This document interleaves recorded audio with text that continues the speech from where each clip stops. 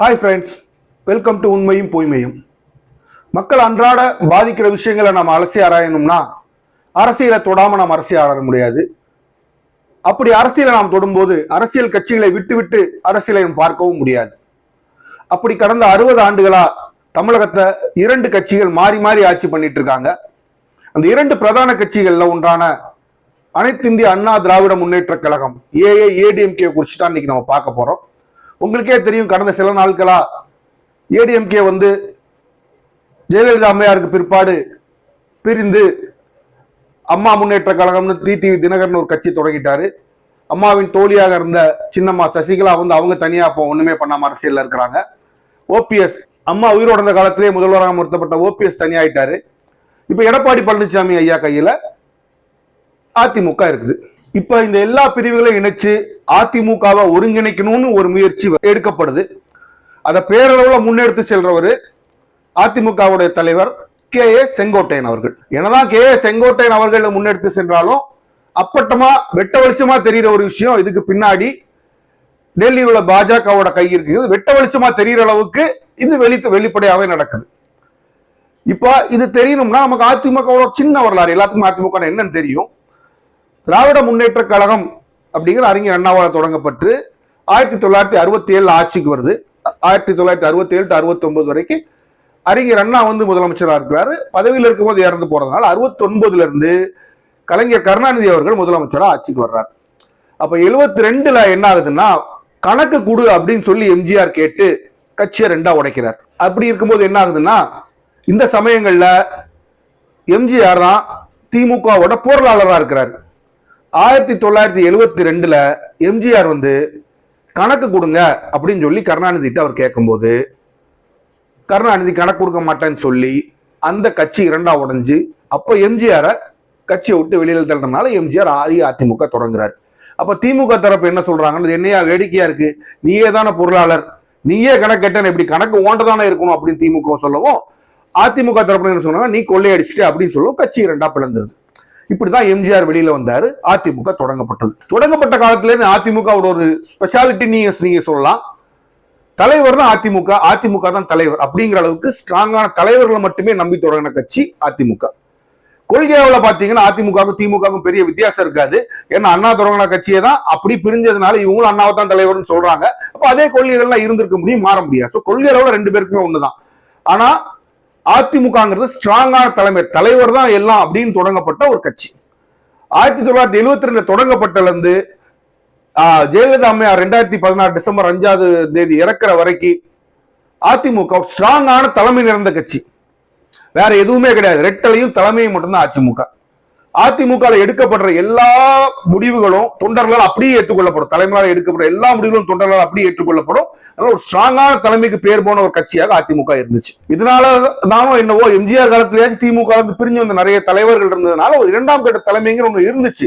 ஒரு செயல்படக்கூடிய ஒரு புத்தி கூர்மையுள்ள ஒரு தலைமை இருந்துச்சு. ஜெயலலிதா அம்மையார் வர வர வர என்னாச்சுன்னா, திமுக இருந்து பிரிஞ்சு வந்த அந்த காலத்துல தலைவர்கள் அப்படியே வெளில போறாங்க. ஒரு புதிய தலைமை, அந்த தலைமையில ஒரு புதிய தலைமுறை அதிமுக மெதுமெதுவா படிப்படியா மேல வர்றாங்க. என்னைக்குமே எனக்கு தெரிஞ்ச அளவுக்கு எம்ஜிஆர் ஐயாவுக்கும் ஜெயலலிதா அம்மையாருக்கும் உள்ள அவங்க பண்ண ஒரு பெரிய தவறு என்ன, 2ஆம் கட்ட தலைமையை கட்சியில வளர்க்கவே இல்லை. நேத்து கட்சியில இருப்போம், அதுவும் அம்மையார் காலத்துல நேத்து கட்சியில மினிஸ்டர் இருப்பான், இன்னைக்கு அடுத்த நாள் போஸ்ட்ல பார்த்தா போஸ்டர் தூக்கி வீசிடுவாங்க. 2ஆம் கட்ட தலைமைங்கிறது ஒண்ணு அதிமுக வளர்க்கவே இல்லைங்கிறதுனாலதான் இன்னைக்கு அதிமுக இந்த நிலைமையில நின்றுட்டு இருக்கு. அடுத்தது யாருன்னு வரும்போது அந்த இடத்துல ஒரு 3-4 பேராச்சும் இருக்கணும், ஒரு தலைமைன்னு ஒண்ணு இருக்கணும். அவர்கள் தலைமையால் காட்டப்பட்டு அடுத்த தலைமுறை ஸ்மூத்தா டிரான்சிஷன் சொல்லுவாங்க. அது நடந்துருச்சுன்னா அப்ப அந்த கட்சிக்கு பிரச்சனை இல்லை. இதுக்கு அம்மையார் ஜெயலலிதா இறக்கும் போது ஒரு நல்ல விஷயம் அதிமுக நடந்துச்சு. அவங்க ஆட்சியில் இருந்ததுனால எப்படியாச்சும் ஆட்சியை தக்க வச்சுக்கணும்னு சொல்லி முன்பே ஜெயலலிதா காலத்துல இருந்து ஜெயலலிதா அம்மையார் உயிரோட இருந்த காலத்திலே அந்த ஓபி பன்னீர்செல்வத்தை திருப்பி அவங்க முதலமைச்சராக்க, அவர் திருப்பி சசிகலா அவர்களோடையும் டிடிவி தினகரனோடையும் பிரச்சனை பண்ண, அவரை திருப்பி வெளியில் அனுப்பிட்டு உள்ள கொண்டு வரப்பட்டவர் தான் எடப்பாடி பழனிசாமி. இந்த சூழ்நிலையில சசிகலா அம்மாவும் ஜெயிலுக்கு போயிடுறாங்க. டிடிவி தினகரன் மூலமா எடப்பாடி பழனிசாமிய சசிகலா அம்மா கண்ட்ரோல் பண்ணி கட்சியை கண்ட்ரோல்ல வச்சிருக்காங்க. மெதுமெதுவா கட்சியை தன்னுடைய கரம் வலுப்பட எடப்பாடி பழனிசாமி டிடிவி தினகரனையும் சசிகலாவையும் கழட்டி விட்டுறாரு. இப்ப அவங்க கட்சியை விட்டு வெளியில தள்ளப்படுறாங்க. போக காலம் தள்ள ஓபிஎஸ் ஓரம் கட்டப்படுறாரு. எடப்பாடி பழனிசாமி தனி தலைமையா வர்றாரு. இதுல நம்ம கவனிக்கக்கூடிய விஷயம் என்னன்னா, இதுல இந்த 4 பேர் போராடுறாங்க இல்லையா, இதுல யாருமே இரண்டாம் கட்ட தலைவர்களா வளர்த்து விடப்பட்டவர்கள் இல்ல. இதுக்கு ஒரே ஒரு விதிவிலக்கு நீங்க சொல்லணும்னா சசிகலா அம்மையார் நீங்க சொல்லலாம். ஏன்னா ஜெயலலிதா அம்மையார் உயிரோடு இருந்த காலத்துல இன்னைக்கு கட்சியில இருக்க எல்லா எம்எல்ஏஸ் எல்லா பெரிய போஸ்டருக்கும் அநேகமாக சசிகலா அம்மையார் கை காமிச்சு அந்த போஸ்டுக்கு வந்தவங்க தான். அதனால எடப்பாடியாருக்கு வந்து என்ன ஒரு பயம் வச்சா, இந்த அம்மா அவங்க ஆமிச்ச ஆட்கள் சொல்லி இந்த அம்மாவை ஒதுக்கி வச்சுட்டாங்க. இப்ப கட்சி எடப்பாடியார் கையில இருக்கு. இந்த சூழ்நிலையில பாஜகவோட அவன் கூட்டணி வைக்கும். பாஜக என்ன நினைக்குதுன்னா, ஏடிஎம்கே ஒருங்கிணைஞ்சிருந்தா தான் அதோட முழு பலன் நம்ம கிடைக்கும். இப்படி பிரிஞ்சிருச்சுன்னா வாக்கு சிதறி மறுபடியும் திமுக தான் ஆட்சிக்கு வரும். அதனால அதிமுக ஒருங்கிணைக்க வேண்டும்னு பாஜக நினைக்குது. என்ன ஒரு விஷயம் பாருங்க. எனக்கு ஒரு காலத்துல அது நினைக்கும் போது எனக்கு ஒன்று வேதனையாவும் இருக்கு, சிரிப்பாவும் வருது. அதிமுக நம்ம சொல்லும் போது ஒரு ஸ்ட்ராங் தலைமை, அந்த தலைமையை பார்த்து இந்தியாவை பயப்படுற அளவுக்கு ஒரு தலைமை வச்சிருந்த தலைமை தான் இன்னைக்குமே அதிமுக. இன்னைக்கு மினிஸ்டரா இருக்காரு இல்லையா பியூஷ் கோயல், அவர் இப்ப எலக்ட்ரிசிட்டி மினிஸ்டரா இருந்தார் நினைக்கிறேன். அவர் ஓப்பனா சொல்றாரு, 3 முறை நான் ஜெயலலிதா மாட்ட சென்னைக்கு வந்து அப்பாயின்மெண்ட் கேட்டா அவங்க என்ன பார்க்கல அப்படின்னு சொன்னார். அப்படிப்பட்ட ஒரு தலைமையுடைய கட்சி அதிமுக. இன்றைக்கு அவங்க எல்லாரும் நாங்க இன்னும் ரெட்டையில இன்னும் ஜெயலலிதா அம்மையார் வழியில் நடக்கின்றோம், புரட்சி தலைவர் வழியில் நடக்கின்றோம் சொன்னாலும் கட்சியை தேரெழுத்து தெருள் ஓட்ட மாதிரி கட்சி எழுத்து தெருள விட்டுட்டாங்க. இருந்தாலும் இரட்டையிலைன்ற மகத்தான சின்னத்துக்கு ஒரு வாக்கு இருக்கு. கண்ணை மூடிட்டு மக்கள் ஓட்டு போடுற அந்த பாணி இன்னும் இரட்டையிலை கொஞ்சம் இருக்கு. அதனால இரட்டையிலை சின்னத்தை வச்சிருக்கவங்க தான் அதிமுக. இன்றைக்கு எடப்பாடி பழனிசாமி தான் அதிமுக. அதனால அதிமுகக்குன்னு உள்ள ஓட்டு எடப்பாடி பழனிசாமி ஐயாக்கு தான் விழும். ஆனா அந்த வார் ஆஃப் பெர்செப்ஷன்ஸ் சொல்லுவாங்க, பார்வையில் என்ன தெரியுது, அந்த போர்ல இன்னைக்கு அதிமுக தோத்துக்கிட்டு இருக்கு. ஏன்னா அணி 3ஆ பிரிஞ்சிருச்சு. அணி 3ஆ பிரிஞ்சதுனால ஓட்டு பிரிஞ்சிரும். அப்ப டைஹார்ட் அதிமுக ஃபேன் வந்தா அதிமுக ஓட்டு போடுவான். மற்றவங்க அது நியூட்ரலா ஓட்டு போட்டு நினைக்கணும், இவங்களுக்கு ஓட்டு போட்டு என்ன ஜெயிக்க போறதுலன்னு ஒரு முடிவு வந்துட்டு அந்த பெர்செப்ஷன் வார தோத்துருவாங்க. அப்போ ஆளுங்கட்சிக்கு எதிராக உள்ள வேண்டிய ஓட்டுகள் பிரிஞ்சிரும். அதனால பிஜேபி என்ன நினைக்கும், இந்த கட்சி எப்படியாச்சும் ஒருங்கிணைக்கணும், ஒருங்கிணைச்சு நம்ம டைரக்டாவோ இன்டைரக்டாவோ தமிழ்நாட்டில் ஆட்சியை பிடிக்கணும்னு பிஜேபி நினைக்குது. இதுல வழக்கம் போல எல்லா அதிமுக எல்லா தரப்பினரும் என்ன சொல்றாங்கன்னா, நாங்கள் பிஜேபி கட்டுப்பட்டவர்கள் அல்ல அப்படின்னு சொல்றாங்க. ஆனா வெளிப்படையே அப்பட்டமாவே தெரியுது, புசுக்குன்னா உடனே சீட்டை விட்டு எஞ்சி டெல்லிக்கு ஓடிட்டு அமித்ஷா பார்த்து வர்றாங்க. இதுல இருந்தே தெரியுது அவங்க யாரால கட்டுப்படுத்தப்படுறாங்க. சரி, இப்ப இந்த அதிமுகல இந்த ஒருங்கிணைப்பு சாத்தியமான அரசியல் பின்னணியை நம்ம பார்ப்போம். அதிமூல ரிஷி மூலத்தை பார்த்துட்டோம், அரசியல் பின்னணியை நம்ம பார்ப்போம். சாத்தியமா? இதுல 4 தரப்புகளை அதை நம்ம பிரிச்சுக்கலாம். ஒன்று எடப்பாடி, அவர் என்ன நினைப்பாரு. 2வது டிடிவி சசிகலா அம்மையார், 2 பேருமே டிடி தினோட அத்தை தான் சசிகலாங்க, அவங்க 2 பேரும் ஒரே அணியா நம்ம வச்சுக்கலாம். 3வது ஓபிஎஸ். 4வது பாஜக. என்னடா அதிமுக ஒருங்கிணைமான், பாஜக தான் மெயின். அதனால பாஜக என்ன நினைக்குங்கிறத நம்ம பார்ப்போம்.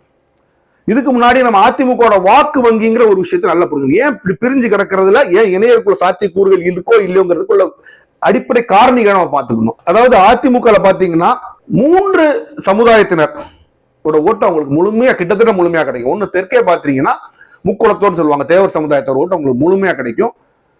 கோவை பெல்ட், அந்த கொங்கு மாநிலம், கொங்கு மண்டலம் சொல்றீங்க இல்லையா, 58 சீட்டு கிட்ட இருக்கு. 58 சீட்ல 2 பெரும் சமூகத்தினர், அதாவது கவுண்டர்களும் அருந்தர்களும் இணைஞ்சு அதிமுக தூக்குச்சாங்க. கொங்கு மண்டலம் கிட்டத்தட்ட அதிமுக தோக்க அடிக்க முடியாதுங்கிற அளவுக்கு இவங்க 2 பேர் இணைஞ்சதுனால ஒரு வலுவான சக்தியா இருந்துச்சு அதிமுக. இன்னைக்கு இருக்கு. அதே மாதிரி தென் மாவட்டங்கள் இருக்கு. இது இப்படித்தான் போன ஆட்சி, அதாவது 2016 அவங்க ஆட்சியை பிடிக்கும்போது இப்படிதான் அவங்க ஆட்சி அமைச்சாங்க. இதுல ஓபிஎஸ் நியூட்ரலைஸ் பண்ணணும், அவரை வலுவிழக்க செய்யணுங்கிறதுக்காக எடப்பாடி ஒரு செல்ஃப் கோல் அடிச்சார். அது அவருக்கே எதிராக திரும்பிச்சு. என்ன ஒரு கோல்னா, வன்னியர்களும் முக்குளத்தோருமே எம்பிசியில தான் இருக்கிறாங்க. அப்படி எம்பிசியில இருக்கும்போது இவர் யோசிக்கிறாரு, நம்ம தென் மாவட்டங்கள்ல அதிமுக நிறைய சீட்டு ஜெயிச்சு கொங்கு மண்டலத்தோட ஜெயிச்சிருச்சுன்னா ஓபிஎஸ் பவர்ஃபுல் ஆயிடுவாரு. நம்ம ஓபிஎஸ் பவர்ஃபுல்லா இருக்கணும்னா கொங்கு மண்டலத்தை நம்ம ஜெயிச்சிருவோம், வன்னியர் ஓட்டையும் கொஞ்சம் வாங்குவோம். அப்ப எம்பிசிக்குள்ள உள் இதய ஒதுக்கீடு 10% உள் ஒதுக்கீடு வன்னியர்களுக்கு தர்றாரு. நீண்ட நாள் கோரிக்கை, சரி தப்புங்கிற விஷயத்துக்குள்ள நான் போக வரும்ல, கோரிக்கை கொடுக்குறாரு. கொடுத்த உடனே முக்குளத்தோருக்கு இது ஒரு கோவம், என்ன உள்ளுக்குள்ளே பிரிச்சு கூட நாங்க எங்க போவோம், நாங்க பெரிய சமுதாயம் போனோம்னா முக்குளத்தோர் அதிமுக தன்னை அந்நியப்படுத்தி ஃபீல் பண்ணக்கூடிய நினைக்கக்கூடிய ஒரு சூழ்நிலை அங்க வந்துருச்சு. எம்ஜிஆர் காலத்தும் தூணானவங்க அவங்களும் நம்மள தனிச்சு வைக்கிறாருன்னு பார்த்து வச்சாங்க. அப்ப என்னாச்சு, அதிமுகவும் முக்குளத்தோர் கொஞ்சம் அந்நியப்பட்டு, கொஞ்சம் நல்லாவே அந்நியப்பட்டு போயிட்டாங்க. அப்ப அவர் இந்த மூவ் எதுக்கு எடப்பாடி பழனிசாமி பண்றாருன்னா, இப்படி நம்ம பண்ணோம் அப்படின்னா தென் மாவட்டங்கள்ல சீட்டு கொஞ்சம் குறைஞ்சிரும், ஜெயிச்சு வர சீட்டு குறைஞ்சிரும், கொங்கு மண்டலத்துல சீட்டு ஜெயிச்சு நிறைய வருவோம். அப்படி நம்ம கட்சி முதன்மையா வந்துச்சுன்னா நான் சிஎம் ஆயிரலாம் ஈஸியா, பன்னீர்செல்வத்தை நம்ம தட்டி வச்சுக்கலாம் கீழே. ஏற்கனவே சசிகலாவும் டிடிவி தினமும் வெளியில போயிட்டாங்க, அப்ப முக்குளத்தூர் ஓட்டு ஆல்ரெடி கொஞ்சம் பிரிஞ்சிருச்சு. இதையும் நம்ம பண்ணிட்டோம்னா நம்ம ஜெயிச்சு, நம்ம கொங்கு மண்டலத்தையும் ஜெயிச்சு வன்னியர் பெல்ட்லயும் கொஞ்சம் சீட்டை ஜெயிச்சு நம்ம வாங்கிட்டோம்னா நம்ம ஆட்சிக்கு வந்தோம்னா நம்ம சிஎம் ஆயிரலாம், எதிர்ப்பே நமக்கு இருக்காதுங்கிறத எடப்பாடி பழனிசாமி பண்றாரு. ஆனா அது அவர் செல்ஃப் கோல்மர் அவர் மேலேயே பேக் ஃபயர் ஆகி கொங்கு மண்டலத்தில் மட்டும் அவர் கொஞ்சம் ஜெயிக்கிறாரு. தென் மாவட்டங்கள்ல வாஷ் அவுட், மற்ற எல்லா இடத்துலையும் வாஷ் அவுட் ஆகி திமுக முழு மெஜாரிட்டியோட ஆட்சிக்கு வந்துருது. இப்போ எடப்பாடி பழனிசாமி ஒரு மக்கள் அறிந்த ஒரு பெரிய தலைவர் கிடையாது, எதிர்கட்சி தலைவராக மட்டும் இருக்கக்கூடிய சீட்ல 66 சீட், வலுவான எதிர்கட்சி 66 சீட் வாங்கி அதிமுக எதிர்கட்சியா வந்து நிக்குது. அவர் முதல் எதிரிகளான ஓபிஎஸும் சசிகலாவும் டிடிவி தினமும் கம்ப்ளீட்டா கட்சி விட்டு வெளில போயிட்டாங்க. ஆனா என்ன ஒரு இதனால ஒரு என்ன ஒரு ஃபாலோ அவுட்னு சொல்லுவாங்க, ஒரு நெகட்டிவ் ஒரு தப்பான ஒரு இதனால ஒரு மைனஸ் என்ன அதிமுக ஆகி போகுதுன்னா, முக்குளத்தோட ஓட்டு கம்ப்ளீட்டா அவங்க ஏலியனேட் ஆயிட்டாங்க, பிரிஞ்சுட்டாங்க. நாங்க எதுக்கு உனக்கு ஓட்டு போடணும், எங்களை கம்ப்ளீட்டா கட்சியை விட்டு நீ வெளியில தள்ளிட்டிய அப்படின்னு சொல்ற ஒரு உணர்வு முக்குளத்து மக்களிடம் வருது. அப்போ இவர் உள்ளுக்குள்ள யாரும் மற்ற முக்குளத்துல மற்ற தலைவர்களை வச்சு அவர் கட்சி நடத்தினாலும் பிரிஞ்சு போனவங்க பெரும்பாலான எண்ணிக்கை இப்படிதான் நினைக்கிறாங்க, நம்ம எதுக்கு இவங்களுக்கு ஓட்டு போடணும் அப்படின்னு நினைக்கிற ஒரு சூழ்நிலைக்கு கட்சியை விட்டு முக்குளத்தோரை பிரிச்சு வச்சுட்டார்.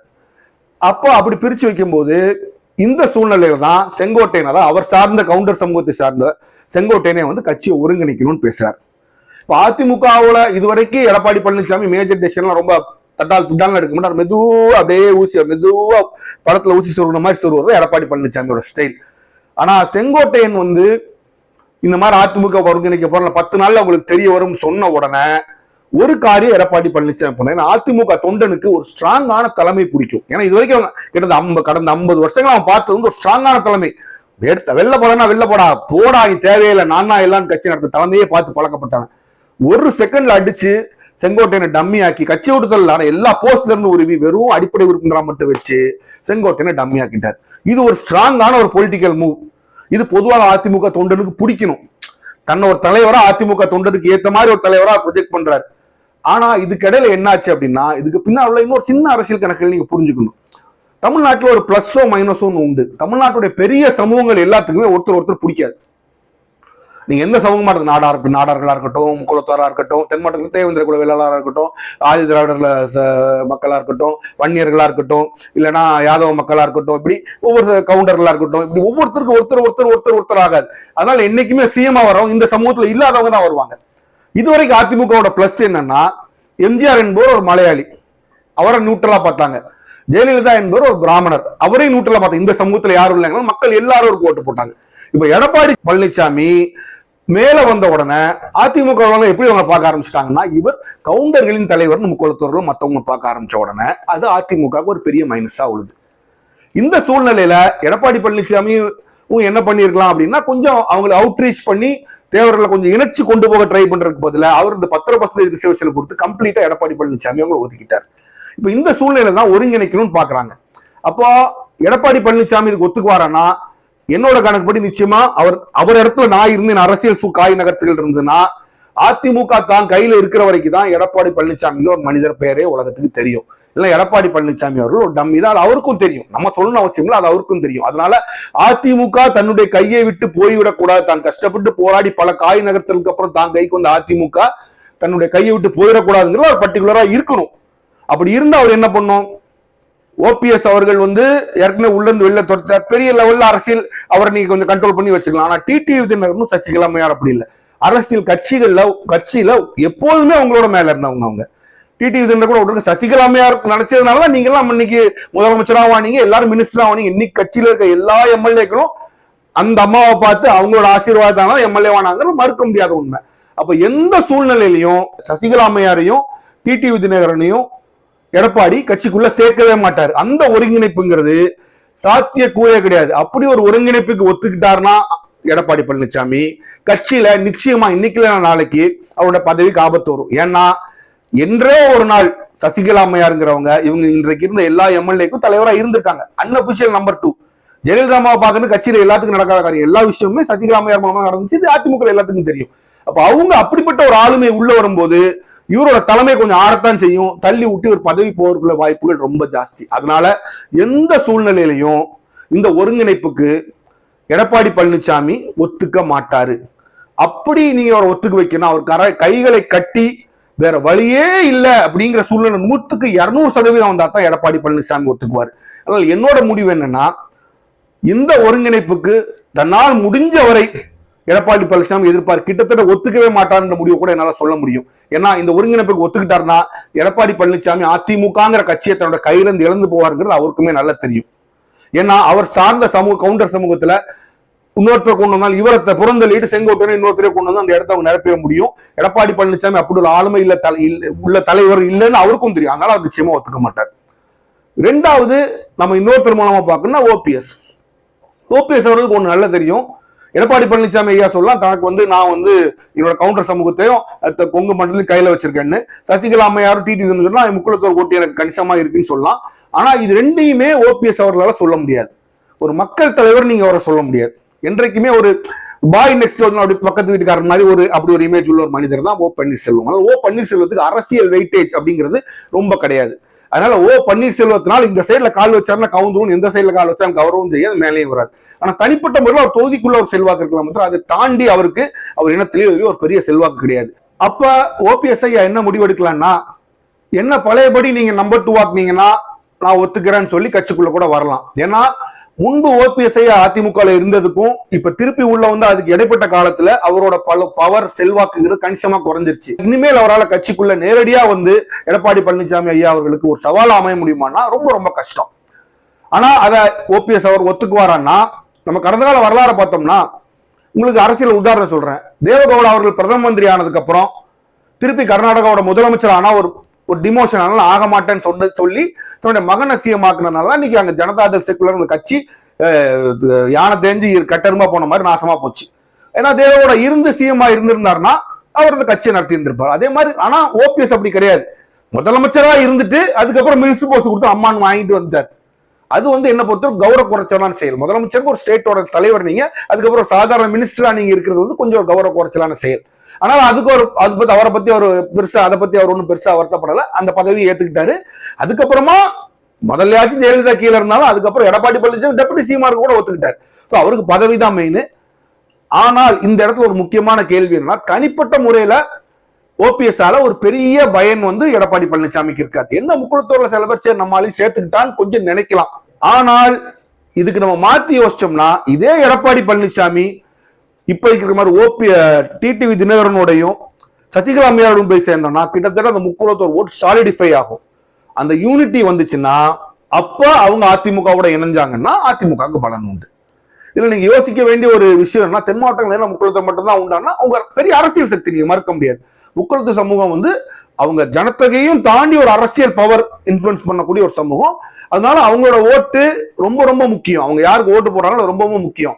எந்த அளவுக்கு அப்படின்னா, அவங்க அதிமுக ஓட்டு போட்டாலும் திமுகவிலையும் பாத்தீங்கன்னா மாவட்ட செயலர் அப்படி இப்படின்னு பாத்தீங்கன்னா தென் மாவட்டங்கள் நிறைய பேர் முக்குளத்தூர் சமூகத்தை சார்ந்தவங்களா இருப்பாங்க. அப்படி அரசியல் அவங்களுக்கு ஒரு தனி பலம் படைத்த ஒரு சமுதாயம் முக்குளத்தூர் சமுதாயம். இந்த சூழ்நிலையில ஓபிஎஸ் திமுக போறாருன்னு கூட பேசிக்கிறாங்க. அவருக்கு ஓபிஎஸ் திமுக போனா திமுகலையும் ஒரு ஆளா இருந்தா ஒரு மினிஸ்டர் ஆக்குவாங்க. இதனால பணபலமும் உள்ள ஆளுங்கிறதுனால அந்த அதிமுகவோட கோட்டைக்குள்ள அவருக்கு திமுகவோட ஆளா, அதாவது சேகர் பாபு மாதிரி ஒரு ஆளா அவரை வச்சுக்கணும், தங்க தமிழ்ச்செல்வன் ஒரு ஆளா வச்சுக்கணும், திமுக ஆசைப்படலாம், அவர் போகலாம். அதனால ஓபிஎஸ் என்ன முடிவெடுப்பாருங்கிறது இதை ஒன்றும் பெரிய அளவுல இது யாரும் பாதிக்க அதிமுகவோட ஒருங்கிணைப்புல யாரும் ஒரு பொருட்டாக மதிக்க மாட்டாங்க. ஏன்னா அவருக்கு அந்த அளவுக்கு தனிப்பட்ட செல்வாக்கு கிடையாது. ஆனால் இதே ஓபிஎஸ் சசிகலா அம்மையாரோட டிடிவி தினகரனோடு இணைந்தாருன்னா முக்குளத்தூரோட ஒருங்கிணைப்புங்கிற மாதிரி ஆகும். அப்ப வேண்டாம் பண்ணலாம். அது தனிப்பட்ட முறையில ஓபிஎஸ் அவர்களை கன்சிடர் பொருட்படுத்துற அளவுக்கு ஒரு பெரிய செல்வாக்கு இப்போதைக்கு அவருக்கு இல்ல. இப்ப மூன்றாவது மிக மிக முக்கியமான ஒரு விஷயத்தை பார்க்கணும். இந்த விஷயத்த டிடிவி தினகரனும் சசிகலா அம்மையார் எப்படி பாக்குறாங்க மிக மிக முக்கியமான விஷயம். இதுல நீங்க பாத்தீங்கன்னா டிடிவி தினகரன் ஆரம்பத்துல இருந்த எடப்பாடி பழனிசாமி எங்களால சீஃப் மினிஸ்டர் கேண்டிடேட்டா ஏத்துக்கிற முடியாதுன்னு சொல்லிட்டாரு. ஒரு சில விஷயங்கள் எனக்கு டிடிவி தினகரன் என்ன பிடிக்கும்னா, அவர் சில விஷயங்களை தன்மானத்தோட கொஞ்சம் செயல்படுறாரு அப்படின்னு நான் நினைக்கிறேன். என்னால ஏத்துக்க முடியாது, என்ன காமிச்சு எங்களுக்கு துரோகம் விளைவிச்ச எடப்பாடி பழனிசாமி என்னால சிஎம் ஏத்துக்க முடியாது, எங்களை சில மீட்டிங்களுக்கு எல்லாம் நீங்க அழைக்கல, எங்களை அவமானப்படுத்திட்டீங்க. அதனால டிடிவி தினகரன் என்ன சொல்லிட்டாருன்னா, எங்களுக்கு துரோகம் விளைச்ச அதிமுக கட்சியை அழிக்க முயற்சி பண்ற எடப்பாடி பழனிசாமியோட நாங்க எந்த காலத்திலையும் அவரை முதலமைச்சரா ஏற்றுக்கொள்ள முடியாது அப்படின்னு அவர் தெளிவா சொல்லிட்டார். இந்த சூழ்நிலையில வெளியில இருந்த சசிகலாமும் இப்ப அரசியல்ல கொஞ்சம் மும்முரமா இறங்க ஆரம்பிக்கிறாங்க. உங்களுக்கு என்னன்னாலும் உறவினர்கள்லாம் அவங்க மறைமுகமானாலும் கை கோர்த்துக்கிட்டு அதிமுக ஒருங்கிணைக்கணும் அப்படின்னு இவங்க பேசுறாங்க. இப்ப இவங்களோட ஆசை எப்படி இருக்கும் அப்படிங்கறத நம்ம பார்ப்போம். இப்ப ஒருவேளை அதிமுக இவங்க எடப்பாடி பழனிசாமியோட தலைமைக்கு ஏத்துக்கிட்டு ஒரு கண்டிஷனுமே இல்லாம சேருவாங்களா அப்படின்னு நம்ம பார்த்தோம்னா அதுக்கு ஒரு சாத்தியக்கூறு ரொம்ப ரொம்ப ரொம்ப கம்மி. ஏன்னா ஒருவேளை இவங்க எல்லாத்தையும் மறந்துட்டு நாங்க எடப்பாடி பழனிசாமியே தலைவராக இருக்கட்டும், சிஎம்ஆ இருக்கட்டும், நாங்களும் அதிமுக இருந்து முழுமையாக பணி செய்து அர்ப்பணித்து பணி செய்வோம் அப்படின்னு சொல்லி இவங்க பணி செஞ்சு ஒருவேளை அதிமுக ஜெயிச்சு ஆட்சிக்கு வந்துருச்சுன்னா எடப்பாடி பழனிசாமி தன்னோட ஸ்ட்ரென்த்ல தான் அதிமுக ஆட்சிக்கு வந்ததுன்னு தனிப்பட்ட ஒரு பெருந்தலைவரா மாறிடுவார். அதாவது இதுக்கு முன்னாடி எடப்பாடி பழனிசாமி அவர்கள் சிஎம்ஆ இருந்தாலும் அந்த சமயத்துல அந்த அவருக்கே தெரியும், உலகத்துக்கு அந்த மேண்டேட் வந்து ஜெயலலிதா அம்மையார் கிடைச்ச மேண்டேட். அவங்க இறந்து போறதுனால அதுக்கப்புறம் அந்த மீதி 4 வருஷத்தை எடப்பாடி பழனிசாமி ரூல் பண்றாரு. ஆனால் இப்போ வர்ற எலெக்ஷன்ல அதிமுக ஒருவேளை ஜெயிச்சு ஆட்சிக்கு வந்துருச்சுன்னா அந்த வெற்றியை அரசியல் ஷூட் பொலிட்டிஷியன் சொல்லுவாங்க, ஒரு நல்ல ஒரு கைதேர்ந்த அரசியல்வாதியான எடப்பாடி பழனிசாமி தன்னுடைய வெற்றின்னு சொல்லி அதிமுகவோட முடிசூடா தலைவரா தன்னை உயர்த்தி நிப்பாட்டிக்குவாரு. அப்போ ஆளுமை அவரோட ஆளுமை இன்னும் கூடிரும். இதை நிச்சயமா டிடிவி தினகரனும் சசிகலா அம்மையாரும் விரும்ப மாட்டாங்க. அதனால அவங்க இந்த ஒருங்கிணைப்பை வந்து அப்படியே எடப்பாடி பழனிசாமி சொல்ல கேட்டுட்டு அப்படியே ஏத்துக்கிறதுங்கிறது கிட்டத்தட்ட நடக்காத காரியம். சரி, ஒருவேளை அவங்க ஏத்துக்கிட்டு வந்தாங்கன்னு என்ன சொல்லுவாங்க, கொடுக்கிற சீட்ல 80 சீட் ஏன் எம்எல்ஏ போடுனா அங்கேயே அவருக்கும் எடப்பாடி பழனிசாமிக்கும் பிரச்சனை வந்துடும். அப்போ என்றைக்குமே இவங்க 2 பேரையும் கட்சிக்குள்ள உள்ள வர்றதை எடப்பாடி பழனிசாமி விரும்ப மாட்டார். ஏன்னா இன்னைக்கு இருக்கிற எல்லா எம்எல்ஏக்களுக்கு இன்னைக்கு இருக்க அதிமுக கிட்டத்தட்ட எல்லா பெரிய போஸ்ட் உள்ளவங்களும் ஒரு காலத்துல சசிகலா அம்மையார்ட்ட கை கட்டினவங்க தான். அவங்கள பொறுத்த பிறகு புரட்சி தலைவிங்கிறது புரட்சி தலைவிக்கு அடுத்த இடத்துல இருந்தாலும் இவங்க சொல்ற புரட்சி தலைவி சொல்ற ஆணையை அவங்க கேட்கறது வந்து சசிகலா அம்மையார் வாயில தான் கேட்பாங்க. நேரா பார்த்து பேசுறது பெரிய விஷயம். சசிகலா அம்மையார் தான் அவங்களோட அவங்களோட மூளையா கரமா செயல்பட்டாங்க எல்லாத்துக்குமே தெரியும். சோ இவங்க எல்லாத்தையும் இந்த நிலைமைக்கு கொண்டு வந்து வச்சதே சசிகலா அம்மையாருங்கும் போது சசிகலா அம்மையார் கட்சிக்குள்ள நாளைக்கு வந்தா தன்னுடைய பதவிக்கு வேட்டு விழுந்துரும் எடப்பாடி பழனிசாமிக்கு ரொம்ப நல்லாவே தெரியும். அதனால எடப்பாடி பழனிசாமி அதை எந்த காலத்திலையும் அதை ஒத்துக்க மாட்டார். இன்னொரு 2வது விஷயம், சசிகலா அம்மையாரும் நான் கை காமிச்சு என் காலில் விழுந்து சிஎமான எடப்பாடி பழனிசாமிக்கு கீழே நான் வேலை பார்க்கணுமாங்கிற ஒரு பிரஸ்டீஜ் மட்டும் இல்ல, அப்ப தன்னோட இத்தனை ஆண்டு தான் கட்டி வச்சிருந்த அந்த ஆளுமைங்கிற அந்த பிம்பம் ஒரே செகண்ட்ல உடஞ்சு போற சசிகலா அம்மையார் விரும்ப மாட்டாங்க. 2 சிஎம் கேண்டிடேட்டை யாருன்னு அப்புறம் மாத்துக்கலாம்னு ஒரு வார்த்தையை சொன்னா வேண்டாம், உள்ள போற ஒரு வாய்ப்பு இருக்கு. சரி, இப்போ ஒருவேளை சசிகலா அம்மா டிடிவி தினகரனும் எல்லாரும் சேர்ந்து சேர வேற வழியெல்லாம் பிஜேபி பிரஷர்ல ஏதோ ஒரு பிரச்சனை பண்ணி பிஜேபி எல்லாத்தையும் சேர்த்து வச்சிருதுன்னு வச்சுக்காங்க. அப்போ என்னெல்லாம் சாத்தியக்கூறு நடக்கும்? அப்பனா அதிமுக ஒருங்கிணைஞ்சா ஃபங்க்ஷன் பண்ணுமானா அப்ப கூட கஷ்டம் தான். ஏன்னா இப்ப ஒரு அரசியல் நான் உங்களுக்கு சொல்றேன், சசிகலா அம்மையார் அப்படி இணைச்சிட்டாங்கன்னா அப்புறம் முதல்ல 230 நாள் எவ்வளவு பிஜேபி கொடுக்கணும்னு ஒரு பிரச்சனை வரும். அது பிஜேபி இவங்க எல்லாம் காமிச்சு கொடுவாங்க. மீதி இருக்க அதிமுக சீட்ல யாரு கேண்டிடேட் நிற்பதுலயே பிரச்சனை வரும். அதை தாண்டதே கிட்டத்தட்ட நடக்க முடியாத காரியம். அதையும் மீறி எடப்பாடி பழனிசாமி இவ்வளவு எம்எல்ஏ கேண்டிடேட்ஸ், சசிகலா ஜெயில டிடிவி தினகரனுக்கு எம்எல்ஏ கேண்டிடேட், ஓபி பெருசா தேவையில்லை, அவர் இந்த கூட்டத்தோடு சேர்ந்துருவார், அவருக்கு ரொம்ப இவங்க 2 பேரும் பிரிச்சு நீங்க கொடுத்தீங்கன்னா ஒரு விஷயத்துல 2 பேருமே மும்முரமா இருப்பாங்க. தான் கேண்டிடேட் ஜெயிக்கணுங்கிறத மும்முரமா இருப்பாங்க. அதோட மிக முக்கியமான விஷயம் என்ன விஷயத்துல மும்முரமா இருப்பாங்கன்னா அடுத்தவோட கேண்டிடேட் தோக்கணுங்கிறதுக்குள்ள எல்லா வேலையும் திமுக செய்ய வேண்டாம், இவங்களே செய்வாங்க. ஏன்னா தனி மெஜாரிட்டியில கொங்கு மண்டலத்துல எடப்பாடி நிறைய ஜெயிச்சிட்டாருன்னா ஐயோ அப்ப நம்ம பதவி நம்ம பொசிஷன் வீக் ஆயிருமே, இவங்க 2 பேரும் அவருக்கு எதிரான வேலையை எடப்பாடி கொங்கு மண்டலத்தை செய்வாங்க. தென் மாவட்டங்கள்லயும் முக்குளத்தூர் அதிகமா இருக்கிற இடங்கள்லயும் இவங்க ஜெயிச்சிட்டாங்க, நம்ம பதவி வீக் ஆயிருமே, இவங்களுக்கு எதிராக செய்ய வேண்டிய வேலைகள் முழுசையும் எடப்பாடி பழனிசாமி அங்க செய்வார். சோ இந்த ஒருங்கிணைப்பு நடந்தாலும் அதிமுக ஒருங்கிணைஞ்சு ஃபங்க்ஷன் பண்றதுங்கிறது நடக்காது. கிட்டத்தட்ட 2 துண்டுகளாக உள்ள இருந்து உள்புத்து வேலைகள் தான் அதிமுக நடந்துட்டு இருக்கும். இது திமுகவுக்கு ஒரு மிகப்பெரிய அட்வான்டேஜ். அதனால திமுக அந்த கேமை வெளியில இருந்து வேடிக்கை பார்த்தா போதும், உள்ள எதுவுமே செய்ய வேண்டிய அவசியம் இல்லை. இந்த சசிகலா அம்மையார் டிடிவி தினகரன்னா எடப்பாடி ஐயாவுக்கு வந்து தன்னுடைய மிகப்பெரிய எதிரிகள், தன்னை கவுக்கக்கூடிய இது உள்ளவர்கள் அவருக்கு தெரியும். அதனால அவங்கள கட்சிக்குள்ள விட மாட்டாரு. விட்டாலும் இருவருக்கும் உள்ள இந்த பிரிவினைகள்னால கட்சிக்கு டேமேஜ் தானே தவிர நல்லது நடக்காது. ஏன்னா எடப்பாடி திருப்பி தான் சொந்த காலில் சிஎம் ஆகிறத சசிகலா அம்மையார் விட மாட்டாங்க. சசிகலா அம்மையார் சார்ந்தவங்க நிறைய பேர் எம்எல்ஏ ஆகிறத எடப்பாடி விட மாட்டாங்க. ஏன்னா 2 பேருக்கு ஆட்சிக்கு வரமோ இல்லையோ கட்சி தங்க கையில இருக்குங்கிறதா இப்போதைக்கு முக்கியமான விஷயம். அப்படிப்பட்ட ஒரு சூழ்நிலையில 2 பேரும் ஒருத்தருக்கு விரோதமா செயல்படுவாங்க. அதனால அந்த எலெக்ஷன்ல ஒரு கோஹிஷன் சொல்லுவாங்க, ஒருங்கிணைந்து அதிமுக செயல்பட முடியாம அதிமுக அது பாதிப்பு தான் அதிகமாகும். அதனால இவங்க 2 பேரும் சேர்றதுங்கிற ஒரு நடக்கக்கூடாத காரியம். அப்படி சேர்ந்தாலும் அது இந்த எலெக்ஷன்ல அதிமுக பலன் அளிக்காது அப்படிங்கறத என்னோட ஒரு கருத்து. சரி, இதுல பிஜேபி வருது. இல்ல பாருங்க, இதுவரைக்கும் இந்திய அரசியல் வரலாறுல இப்படி ஒரு அப்பட்டமான ஒரு கேவலமான ஒரு விஷயம் அரசியல் நிகழ்வு நான் பார்த்ததே இல்லைங்க.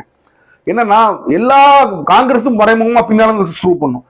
மறைமுக பட்ட வெட்ட வெளிச்சமாக நான் தான் அதிமுக ஏற்கிறேன்னு காமிக்கிற அளவுக்கு எல்லா தலைவர்களும் டெல்லிக்கு போயிட்டு வராங்க. ஏங்க உங்க கட்சி தமிழகத்துல மட்டுமே, தமிழகத்திலையும் பாண்டிச்சேரியிலையும் மட்டுமே வாக்கு வாங்குற கட்சி. உங்களுக்கு டெல்லியில என்ன வேலை? டெல்லியில என்ன வேலை? காங்கிரஸ்காரன் போட்டோம், பிஜேபி காரன் போட்டோம், கம்யூனிஸ்ட்காரன் டெல்லிக்கு போட்டோம். உங்களுக்கு என்ன வேலை டெல்லியில? இல்ல நீங்க என்ன தெரியுமா பண்றீங்க? தமிழகத்தில் உள்ள வாக்காளர் நீங்க புரிஞ்சுக்கலன்னு அர்த்தம். தமிழகத்தில் உள்ள வாக்காளர்கள்லாம் தமிழக கட்சிகள் வந்து தனித்துவமா இருக்கணும், டெல்லியை விட்டு நம்ம பிரிஞ்சு இருக்கணும். பிரிஞ்சுன்னா நாட்டை பிரிச்சுட்டு போறேன் நான் சொல்லல. டெல்லியை விட்டு, டெல்லி உள்ள அரசியல் கட்சிகளை விட்டு நம்மளோட அரசியல் கட்சிகள் சுதந்திரமா இருக்கும்னு நினைக்கிறவங்க. நீங்க ஒவ்வொருத்தரும் ஒவ்வொரு விஷயத்துக்கும் டெல்லிக்கு போகும்போது உங்க கட்சியில இருக்க ஓட்டுறது வாக்காளர்கள் அப்படிதான். நீங்க அந்த எண்ணத்துல அந்த எண்ணத்துல மண்ணள்ளி போடுறீங்க. உங்க கட்சியோட பெயரும் நம்பகத்தன்மைன்னு கெடுத்துக்கிறீங்க. அதனால நாம மாநிலத்தில் சுயாட்சி, மத்தியில் கூட்டாட்சி, மாநிலத்தில் சுயாட்சிங்க அண்ணா ஒரு தத்துவம் தான் உங்களுக்கும். அதை நீங்க வீக்கெண்ட் பண்றதுனால ஓட்டர்ஸ் உங்களை விட்டு தள்ளி போறாங்க. இப்ப நீங்க பிஜேபி எடுத்துக்கிட்டீங்கன்னா சரி, ஒருங்கிணைஞ்சா என்ன, ஒருங்கிணையாட்டி என்ன? நீங்க ஒரு விஷயத்த நல்லா புரிஞ்சுக்கணும். பிஜேபியை பொறுத்தவரைக்கும் சாதிகளை பத்தி நம்ம பேசக்கூடாது. சாதிகளை பத்தி பேசிதான் இந்த அரசியல் நம்ம பேச முடியும். பிஜேபியை பொறுத்த வரைக்கும் தமிழகத்துல அவங்க முதல்ல கால் ஊன்றதுக்கு காரணம் வந்து நீங்க பாத்தீங்கன்னா ஆரம்பங்கள்ல அந்த ஒரு சில கருதவங்களை வச்சு இந்து நாடார் சமுதாயத்தோட வாக்குகள் அவங்க வாங்கி கன்னியாகுமரி மாவட்டத்தில் அவங்க முதல்ல கால் ஊன்றாங்க. அதுதான் கால் ஊன ஆரம்பிச்ச இடம் அதுதான். அதுக்கப்புறம் கோயம்புத்தூர் குண்டு வெடிப்புக்கு நடந்ததுக்கு அப்புறம் கொங்கு மண்டலத்துல கொஞ்சம் கொங்கு வேலை கவுண்டர்களோட ஓட்டி வாங்கி கொங்கு வேலை 2 இடத்துலயும் கொஞ்சம் கால் ஊனும். இது 2 தான் அவங்களோட பேஸ். இதுல என்னன்னா இந்த கொங்கு மண்டலம் சொல்ற அந்த கவுண்டர்களோட ஓட்டு தான் அதிமுகவுக்கும் ஓட்டு, திமுக பிஜேபிக்கும் ஓட்டு. ஆனா கணிசமா இன்ன வரைக்கும் கவுண்டர் சமுதாயத்து மக்கள் அதிமுக ஓட்டு போட்டு அதிமுக தான் ஆதரிச்சு அதிமுக தான் மேல கொண்டு வராங்க. அப்போ அதிமுக வளர்ந்து இதே சூழ்நிலையில இருந்ததுன்னா பிஜேபி கடி, பிஜேபி வளர்ந்ததுன்னா அதிமுக கடி. அப்போ 2 பேரும் ஒரே ஓட்டுக்கு தான் அவங்க சண்டை போட்டுக்கிட்டு இருக்காங்க. தவிர ஜெயலலிதா இருந்த வரைக்கும் சில உயர்ந்த பிராமணர்கள், சில உயர்ந்த ஜாதிக்காரங்க அவங்களோட ஓட்டு எல்லாம் வந்து உயர்ந்த ஜாதின்னு சொல்லிக்கிறவங்களோட ஓட்டெல்லாம் வந்து அதிமுக கொடுத்துச்சு. இப்போ அவங்க இல்லங்கும் போது அது பிஜேபி கொடுத்து. ஒரே ஓட்டு வங்கிக்கு 2 பேரும் போட்டி போடும்போது ஒருத்தரோட அழிவு தான் இன்னொருத்தரோட வளர்ச்சியா இருக்க முடியும். அப்போ பிஜேபி என்றைக்குமே தான் வளரணும்னா அதிமுகவை நசுக்கி அதிமுக அழிச்சா தான் பிஜேபி தான் வளர முடியுங்கிறது பிஜேபிக்கு நல்லாவே தெரியும். அதனால பிஜேபி லாங் ரன்ல என்றைக்குமே எதை ஆசைப்படும் அப்படின்னா அதிமுக சுருங்கணும், அழியணும், அந்த இடத்துல தான் வளரணுங்கிறது தான் பிஜேபி ஆசைப்படும். அப்போ இந்த சூழ்நிலையில ஒருவேளை எடப்பாடி பழனிசாமி எலெக்ஷன்ல நின்று தோத்துட்டாருன்னா அதிமுக இன்னும் ஆட்டங்கன்றும். அது பிஜேபிக்கு பிளஸ் தான், நீங்க புரிஞ்சுக்கணும். அப்போ பிஜேபி வளர்றதுக்கு இன்னொரு வாய்ப்பு இருக்கு. ஏன்னா மத்தியில கவர்மெண்ட் இருக்கு, அதை யூஸ் பண்ணி எல்லா பவரும் யூஸ் பண்ணி அவங்க அதிமுக வாக்கு வங்கி எந்த அளவுக்கு தங்களால் சுரண்டி எடுக்க முடியுமோ அந்த அளவுக்கு எடுக்க ட்ரை பண்ணுவாங்க. பிஜேபி வளர்றதுக்குள்ள வாய்ப்புகளும் ஜாஸ்தி. அப்போ அதிமுக சேஞ்சு போயிடும். இப்போ ஒருவேளை இவங்க கூட்டணியில் அதிமுக ஜெயிச்சுதுன்னு வச்சுக்கோங்க, ஜெயிச்சதுன்னா உங்களுக்கு என்ன நடக்கும் தெரியும். கொஞ்சம் எம்எல்ஏ பிஜேபிக்கும் வருவாங்க, பிஜேபி ஆட்சியில பங்கு கேட்கும். ஆட்சியில கொடுத்தீங்கன்னா ஏற்கனவே உங்களுக்கு எல்லா இடத்துல என்ன நடக்குதுன்னு தெரியும். அப்படியே புறவாசல்ல வருவாங்க, 4 கட்சியை 2 உடைப்பாங்க, 3 உடைப்பாங்க, கடைசியில் அவங்க சேர்ந்து எடுத்து ஒரு டம்மி அந்த உடைச்ச கட்சியில இருந்து ஒரு டம்மி சிஎம் வச்சுட்டு இவங்க பின்னாடி இருந்து ஆட்சி நடத்துவாங்க. இப்படிலாம் பிஜேபி பண்ணக்கூடிய கட்சி. இது எடப்பாடி பழனிசாமிக்கு தெரியும்.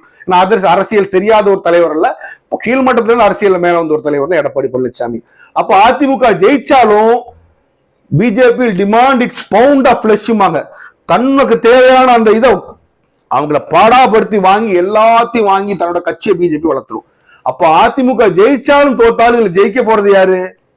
பிஜேபி தான். அது பிஜேபிக்கு நன்றாக தெரியும். அதனால இந்த பிஜேபி இந்த அதிமுக ஒருங்கிணைஞ்சதுல என்ன நிகழ்வு நடந்தாலும் அது பிஜேபிக்கு சாதகமா தான் இருக்கும். ஒருங்கிணைஞ்ச அதிமுக ஜெயிச்சாலும், தனியான அதிமுக ஜெயிச்சாலும் அது பிஜேபிக்கு தான் சாதகம். ஒருங்கிணைந்த அதிமுக தோந்தாலும், தனியார் அதிமுக தோந்தாலும் அதுவும் பிஜேபிக்கு சாதகம். அப்பவும் பிஜேபி தான் வரும். இந்த விஷயத்துல பிஜேபி தெளிவா இருக்கு. அதனால பிஜேபி இவங்க 2 சைடையும் தூண்டி விட்டு 2 சைடும் இந்த வேலைகளை பண்ணிக்கிட்டே இருக்கும். ஆனா இப்போதைக்கு அவங்க மனசுல ஒரு குறிக்கோள் என்னன்னா, திமுகவை இந்த எலெக்ஷன்ல நம்ம தோக்கடிச்சிடும், திமுகவை அழிச்சிடலாம்னு ஒரு கணக்கு அவங்க போடுறாங்க. ஆனா திமுக அழிச்சுன்னு அவங்க நினைக்கிற அந்த கணக்கு வந்து கிட்டத்தட்ட செல்லாது. ஏன்னா திமுக ஒரு வாக்கு கூட, திமுகன்னு இருக்கிற அந்த ஒரு வாக்கு கூட பிஜேபிக்கு போகாது. அவங்க எல்லாம் பிஜேபி ஆன்டி காங்கிரஸ், ஆன்டி மத்திய ஓட்டுல தான் திமுகங்கிற கட்சி என்னைக்குன்றது ஒரு கொள்கை அளவுல அதே கொள்கையில் நின்று அன்னையிலிருந்து இன்ன வரைக்கும் அந்த கொள்கைகள்ல கரெக்டா இருக்கிறவங்க திமுக, அதனால அவங்களுக்கு அந்த ஓட்டு இருக்கு. அந்த ஓட்டு பிஜேபிக்கு போகாது. அதனால திமுக அழியறதுனால பிஜேபிக்கு பெனிஃபிட் வராது. ஆனா எதிரி இல்லாத தமிழகமா நம்ம ரூல் பண்ணணும்னு அவங்க ஆசைப்படுறாங்க. இதனால அதிமுக என்ன நடந்தாலும் அதோட பெனிஃபிட், அதோட பலன் வந்து பிஜேபிக்கு தான் போய் சேரும். அதனால பிஜேபி வந்து சந்தோஷமா உட்காந்து பார்த்து, நீ என்னவும் பண்ணு, நீ ஜெயிச்சாலும் நான் தான் ஜெயிப்பேன், நீ தோத்தாலும் நான் தான் ஜெயிப்பேன், அப்போ எனக்கு அது ஆதாயம் அப்படின்னு தான் பிஜேபி நினைச்சிட்டு இருக்கு. இல்ல ஒரே ஒரு வார்த்தை நான் பிஜேபிக்கு சொல்ல விரும்புறேன். நீங்க இன்னைக்கு கட்சி வளர்ந்துருச்சு வளர்ந்துருச்சு வளர்ந்துருச்சு, நீங்க நிறைய கனவு கண்டுறீங்க. கடந்த 11 வருஷமா நீங்க ஆட்சியில மத்தியில இருக்கிறீங்க, 15 வருஷமா இருக்கிறீங்க. நீங்க மத்தியில ஆட்சியில் இருக்கிற வரைக்கும் தான் தமிழகத்துல உங்க கட்சி வளரும்.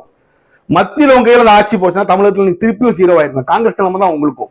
அது என்றைக்குமே மைண்ட்ல வச்சுக்கோங்க. தமிழக மக்கள் என்றைக்குமே தங்களுடைய மாநிலம் பேஸ்ட் கட்சிகள், தங்களுடைய மாநிலத்தில் தலைமையிடம் உள்ள கட்சிகளை தான் அவங்க ஆதரிப்பாங்க. நீங்க இன்னைக்கு வளர்ற மாதிரி தோணலாம், ஆட்சியும் கையை விட்டு போச்சுன்னா நீங்க நீங்களும் திருப்பி மறுபடியும் முதல்ல இருந்தா நீங்களும் ஸ்டார்ட் பண்ணணும். ஆனால் இந்த விஷயத்துல அதிமுக ரொம்ப ஜாக்கிரதையா இருக்க வேண்டிய ஒரு விஷயம்னா, தன்னுடைய பலத்தையும் இழக்காமல் பிஜேபியிடம் அழிந்து விடாமல் தன்னை பாதுகாக்க வேண்டிய சூழ்நிலை தான் இருக்கு.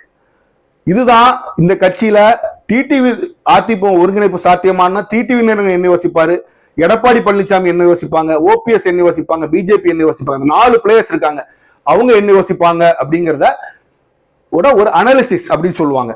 இவ்வளத்தையும் மொத்தமா நம்ம பார்த்தோம்னா, அப்ப அது மொத்தமா இந்த ஒருங்கிணைப்பு சாத்தியமான மொத்தமா நம்ம கூட்டு வச்சு பார்த்தோம்னா, பிஜேபி தவிர இந்த ஒருங்கிணைப்புக்கு மற்ற 3 பேர், ஓபிஎஸ் விட்டுருங்க, மற்ற 2 பேர், 2 அணியினரும் பெரிய அளவுல ஒரு சாத்தியக்கூறி இருக்கிற, 2 அணியோடு சேர்ந்த ஒரு சாத்தியக்கூறி இருக்கிறதா எனக்கு தோணல.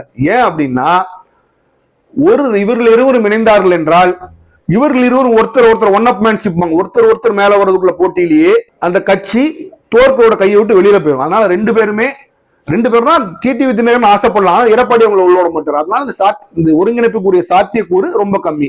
அப்படியே ஒருங்கிணைஞ்சு வேலை பார்க்கக்கூடிய சாத்தியக்கூறு கிட்டத்தட்ட கிடையவே கிடையாது. இதுதான் இன்றைக்கு அதிமுக ஒருங்கிணைப்புக்குரிய ஒரு பொலிட்டிக்கல் அனாலிசிஸ், ஒரு அரசியல் விமர்சனமா நீங்க எடுத்துக்கலாம்.